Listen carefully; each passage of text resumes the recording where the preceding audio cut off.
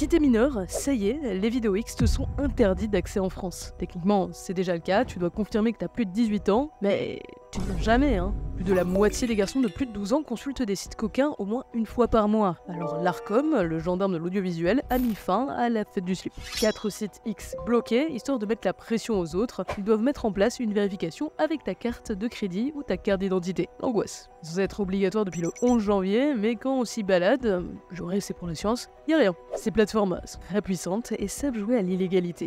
On a enquêté pour vous sur ce qui et quoi se cache derrière. Et il y a des secrets terrifiants. Vous allez voir que leur vrai visage a de quoi vous faire culpabiliser. Heureusement, on a de quoi vous mettre bien. Les jouets pour adultes. Oubliez tout ce que vous savez. Je vous présente l'Apple de l'accessoire coquin, l'Elo. Emballage sobre, pochette en satin, design élégant, c'est presque des objets de déco luxueux. Et surtout, de vrais bijoux d'ingénierie. Inventant depuis plus de 20 ans leur propre technologie, comme le Sensonic, un générateur de pulsations sonores pour une simulation délicate sans contact. Une expérience unique en son genre, disponible sur le Enigma Double Sonic. Original comme forme, non? Lui offre en plus un vibromasseur, et le Deep Sonic, une pointe ciblant le point A. Ces pulsations vous initient à un plaisir qui ne ressemble à rien de ce que vous connaissez. Et bien sûr, ça existe aussi pour les hommes. Le F1S V3, alors oui, ça ressemble à une enceinte connectée, mais c'est bien un jouet pour adultes. Je vous l'ai dit, élégant. Quoi de mieux pour la Saint-Valentin? Au meilleur moment pour découvrir l'Elo, en bonus, on a un code promo pour vous, TechnoTrash15, 15% de réduction cumulable avec les soldes en cours sur leur site. Alors pour une Saint-Valentin réussie, seul en couple ou en groupe, cliquez dès maintenant sur notre lien en description. Ma nièce préférée. T'as déjà rêvé de faire le buzz sur les réseaux sociaux? C'est arrivé à Jeanne, plein d'examens de fin d'année. Trop cool, non? Ben non. Elle reçoit un SMS qui va changer sa vie, une vidéo qui commence à faire plusieurs dizaines de milliers de vues. Ah oui, j'oubliais, une vidéo X. En panique, elle tente rapidement de se justifier à ses amis. Elle avait dit que ce serait diffusé qu'en Australie, je l'ai fait uniquement pour l'argent. Tout le monde dans l'université se partage la vidéo. Le principal la convoque pour lui annoncer, avec beaucoup de délicatesse, que tellement de monde la visionne à la bibliothèque que le réseau de l'école a littéralement craché. Il informe également que l'administration l'a aussi regardé avec plein de profs dans une grande salle, histoire de s'assurer que le nom de l'université n'avait pas été prononcé. Glaçant, ce n'est qu'une seule jeune femme parmi les centaines d'autres piégées par la société Girls Do Porn. Leur stratégie était rodée. D'abord, ils attiraient grâce au prétexte d'un shooting de lingerie bien rémunéré, une aubaine quand tu es une étudiante avec peu de moyens. Payer alors un vol pour l'autre bout du pays pour te faire venir dans une chambre d'hôtel où on te fait un peu boire. Au cours du soi-disant shooting, tu apprends vite que si tu montres un peu plus, tu pourrais toucher un joli pactole. Tout est prêt, t'as coiffé, maquillé, tu es à peine majeur, seul à des centaines de kilomètres de chez toi, impossible de reculer à ce moment. Mais rassure-toi, on t'explique que le contrat que tu signes stipule que la vidéo sera vendue uniquement sous forme de DVD à des collectionneurs à l'autre bout du monde. Personne n'en entendra jamais parler. Imagine ta surprise quand tu découvres un beau matin que le site Noir et Orange, qui est un peu le YouTube du X, fait la pub de ta vidéo à grands coups de tambour. En tant que contenu haut de gamme, une raison de souscrire à leur abonnement premium. Tu t'en doutes, le contrat qu'on t'avait signé leur permettait en fait de faire tout ce qu'ils voulaient avec ta vidéo.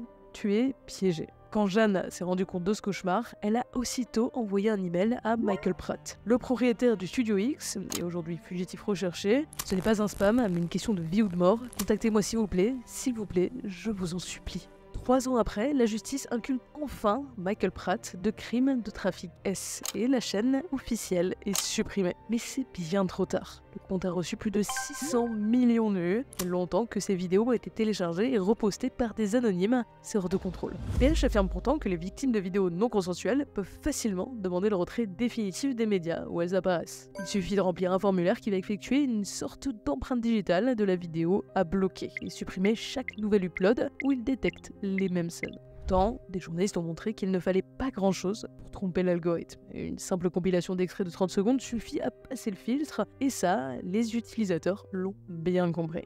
Pire, certaines vidéos promettent des récompenses à ceux qui fourniront le nom, l'adresse ou le numéro de téléphone des filles qui apparaissent. Jeanne raconte qu'elle reçoit des messages d'inconnus qui la harcèlent, des membres de sa famille ne lui adressent plus la parole, son père ne la regarde même plus dans les yeux. Elle a dû se déscolariser pour mettre fin aux moqueries à son université. Elle a changé plusieurs fois de travail après avoir été reconnue par ses collègues. Depuis, elle n'ose plus postuler à un emploi. À l'ère de l'IA, où une simple photo permet de retracer toute ta vie numérique, c'est une vie entière qui est condamnée. Pendant ce temps, la plateforme au logo noir et orange continue de se faire de l'argent sur des vidéos pirates où elle figure. Pas si choquant quand tu sais quelles autres dingueries ils hébergent sur leur site. Une fille de 15 ans avait disparu depuis plusieurs mois jusqu'à que sa famille tombe sur une vidéo d'elle sur internet où elle se fait V par un homme qui l'a kidnappée. Quand la police va arrêter le coupable, ils vont s'apercevoir qu'il a en fait posté plus de 58 de ses vidéos en toute impunité. Avec ses 3,5 milliards de visiteurs par mois, PH est parmi les 20 sites les plus consultés au monde. Vous me direz, les contenus pour adultes, ça existe depuis la nuit des temps. Et dans la plupart des pays, ce n'est pas interdit par la loi, tant que ce qu'ils montrent est légal. C'est justement loin d'être le cas. Il y a infesté de vidéos de V, contenu avec enfants, racistes, torture, partage de photos intimes par vengeance, tout ce que tu peux imaginer, en pire. La police y a même démantelé un réseau de voyageurs qui cachait des caméras dans les douches d'hôtels et de Airbnb. La célèbre plateforme du X est censée empêcher ça, grâce à de la modération et des filtres. Mais on dirait qu'ils y mettent le minimum d'efforts. Pas encore si longtemps, quand tu cherchais 14 ans, c'était effectivement bloqué. Il suffisait d'enlever l'espace et... forcément, avec 6,8 millions de nouvelles vidéos chaque année, difficile de toutes les vérifier. En plus, comment être certain que le ou la jeune dans la vidéo est vraiment majeur? Du coup, personne, pas même la plateforme elle-même, n'a aucune idée de la proportion du contenu illégal qui est hébergé. L'année dernière, Facebook a supprimé plus de 12 millions d'images liées à des contenus explicites de mineurs, dont le ban permanent du compte de PH. 264 000 comptes Twitter ont été fermés en 6 mois pour les mêmes raisons. Mais le King du X explique que chez lui, en 3 ans, seulement 118 vidéos ont été signalées pour montrer des enfants. Pourtant, les victimes sont innombrables. Comme Kali, née en Chine, elle a été adoptée, puis revendue pour apparaître dans des vidéos pour adultes dès ses 9 ans. Aujourd'hui, elle a réussi à échapper de cet enfer et étudie en école de droit. Mais les vidéos où elle se fait V continuent de réapparaître régulièrement sur le site. Elle raconte qu'il suffit de taper « jeune asiatique » pour probablement tomber sur elle. Il suffit d'aligner quelques termes bien sales pour tomber sur des vidéos clairement pas légales. Il y a même des playlists entières,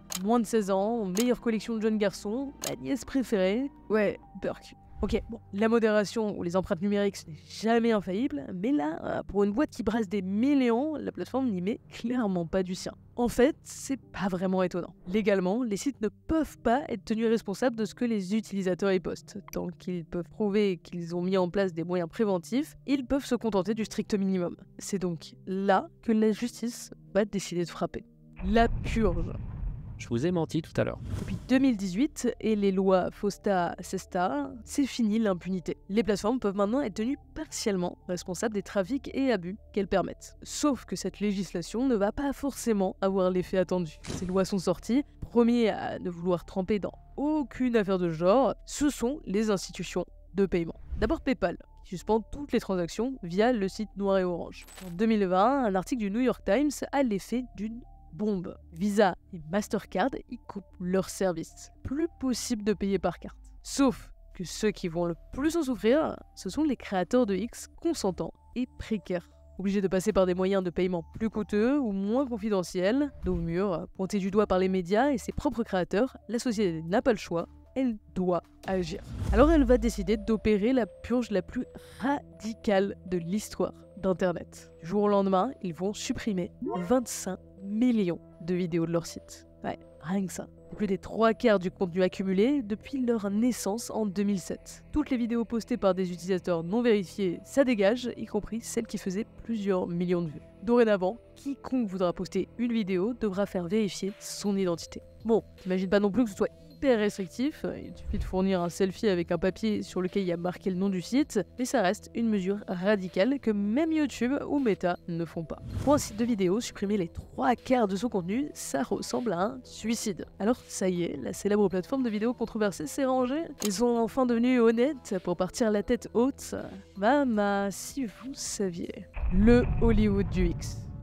La plateforme noir et orange n'est qu'une tentacule d'une gigantesque pieuvre. Un membre qu'on pouvait se permettre d'amputer. Le véritable cerveau qui en tire les ficelles, c'est sa société mère, MindGeek. Et il pilote un véritable empire de sites pour adultes. Wow, arrête de prendre des notes. Bref, MindGeek, c'est carrément le Hollywood du X. Et comme tu peux t'en douter, il brasse une quantité phénoménale d'argent, plus de 500 millions de dollars par an. Aux commandes de ce géant, Fabian Tillmann, un informaticien allemand pas du tout passionné par le X à la base. Le gros défi de ce genre de plateforme, c'est surtout de gérer la compression de vidéos, histoire de pas payer une fortune en bande passante. Malgré la liste interminable d'affaires criminelles qui impliquaient ces sites, le gars n'a jamais été poursuivi en justice. Enfin, si, il a été arrêté pour fraude fiscale, classique, mais bon, comme tout son business est domicilié dans des paradis fiscaux bien occultes, il s'en est pas trop mal sorti. D'ailleurs, je peux pas vraiment te dire d'où viennent leurs financements. C'était sombre et confus, avec un petit arrière-goût de société écran et une pincée de blanchiment. Dernier investisseur en date, le très mal nommé Ethical Capital Partners, bien évidemment enregistré dans un paradis fiscal. Lorsqu'ils rachètent la société en 2023, ils annoncent un tout nouveau départ. Il va consister à changer de nom. MindGeek s'appelle désormais Ailo. Voilà, c'est tout. Avec ce tour de passe-passe, il se détache de tous les articles qui dénoncent les scandales de MindGeek, sans rien changer à leur fonctionnement. Ouais, pratique. Et laisse-moi te dire que chez Ethical Capital Partners, ils doivent avoir un sacré sens de l'humour. Dans leur communiqué, ils déclarent « Nous recherchons des entreprises innovantes et éthiques. Avec MindGeek, nous avons identifié une marque qui repose sur des bases de confiance, de sécurité et de conformité. » Alors c'est marrant parce que les sites de X sont plutôt connus du fisc pour permettre des combines de blanchiment d'argent. La plus connue utilise ce que la plupart de ces plateformes appellent des livecams, une sorte de Twitch pour adultes où tu peux donner des pourboires à des acteurs X qui se filment en direct. Il suffit de créer plusieurs comptes, certains en tant que streamer et d'autres comme spectateurs. Puis tu vas tout simplement prendre ton argent sale, qui provient de trafic en tout genre, et avec tes comptes de spectateurs, tout redistribuer en pourboire à des acteurs X fictifs. Magie devenue propre, puisque tu peux maintenant justifier sa provenance. Et comme MindGeek a plutôt intérêt à garantir l'anonymat, parce que ton voisin n'aimerait sûrement pas qu'on apprenne qu'il est fétichiste des pieds, c'est ton meilleur allié pour te protéger des regards suspicieux. Chaque année, l'entreprise étend un peu plus sa domination en absorbant les sites ou studios concurrents. À tel point que beaucoup des grosses chaînes de leur site X sont des studios eux-mêmes détenus par la société, histoire de toucher de l'argent à tous les étages. Et évidemment, chacune de leurs plateformes pullule de réuploads de vidéos pas forcément autorisées. Maintenant, imagine que t'es un acteur de X. Si t'en rêvais, ce jour est arrivé. Ça te place dans une situation très paradoxale. Ton moyen de gagner ta vie, c'est de toucher des revenus sur les pubs affichées, comme YouTube, et de vendre du contenu privé aux utilisateurs premium. D'un côté, t'as pas trop intérêt à poster sur le site noir et orange, puisque tu sais que très vite, quelqu'un va probablement récupérer ta vidéo, la mettre en ligne sur sa chaîne et faire des vues sur ton dos sans que tu touches un centime. Mais d'un autre côté, tu n'as plus beaucoup d'autres options d'où poster. MindGeek contrôle tout. Alors faute de mieux, tu la mets en ligne sur une de leurs plateformes, qui devient encore plus mainstream et peut se permettre d'encore plus te la mettre. Sans mauvais jeu de mots. Bref, tu bosses pour la société qui permet qu'on vole ton travail, et si tu commences à faire des vagues, elle a tous les moyens de te blacklister. Un peu comme si Netflix possédait les sites de streaming pirates, tout ça sur la même plateforme. Ce qui est très curieux, c'est que quand ces réuploads parasites apparaissent sur les sites qu'il gère, MindGeek n'a pas l'air de réussir à les retirer. Par contre, dès qu'ils sortent sur des petits concurrents, chez qui il ne touche plus d'argent sur les visionnages, là, il se fait pulvériser. Demandez par exemple à daft.com. Le site repostait purement du contenu premium de PH. Et ça, gratuitement. Bon, oui, clairement c'est du vol. Alors, quand MindGeek va l'attaquer avec son armée d'avocats ninja surpayés, il n'a évidemment aucune chance. La justice va même aller jusqu'à confisquer leur nom de domaine pour le donner à MindGeek. Et ça ne les arrête pourtant pas. Sans pression, ils changent juste l'adresse pour réhéberger leur site sous différentes URL. Laisse-moi te dire qu'ils sont pas prêts pour l'enfer qui va s'abattre sur eux. À peine quelques heures après l'annonce de ces sites sur Twitter, Google reçoit de la part de MindGeek plus de 900 000 plaintes de violation de droits d'auteur, une pour chaque URL qu'ils souhaitent éradiquer d'Internet. Et ça ne fait que commencer. Au total, en 4 mois, c'est plus de 91 millions de plaintes qui vont être remplies. La campagne de copyright la plus massive de l'histoire. Et ça par le plus gros hébergeur de contenu pirate d'internet. Le culot est légendaire. Avec cette stratégie sans pitié, MindGeek détient aujourd'hui le monopole incontestable du X. Et au-delà de l'aspect financier, ça place entre ses mains un pouvoir terrifiant. Celui de modeler la sexualité de la planète entière. Que se passerait-il si du jour au lendemain, l'entreprise décidait que les contenus gays devaient être moins recommandés ou même masqués? S'il décrétait que des contenus violents ou misogynes devaient être mis en avant par leur algorithme pour devenir la norme? Et si c'était déjà le cas, quels moyens aurions-nous de le prouver et de le combattre. Alors reprenez le contrôle sur votre plaisir intime grâce à Lelo, profitez de notre code promo exclusif de 15%, TechnoTrash15, cumulable au solde en cours, pour faire plaisir à la Saint-Valentin, à vous, à votre moitié ou à vos proches. Cliquez sur notre lien en description pour soutenir la chaîne.